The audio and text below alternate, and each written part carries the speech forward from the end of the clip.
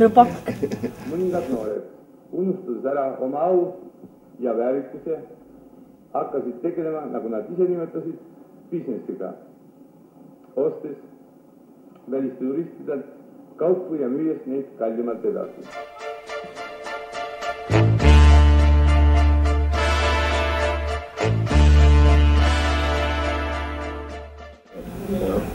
Füür liikus igal pool.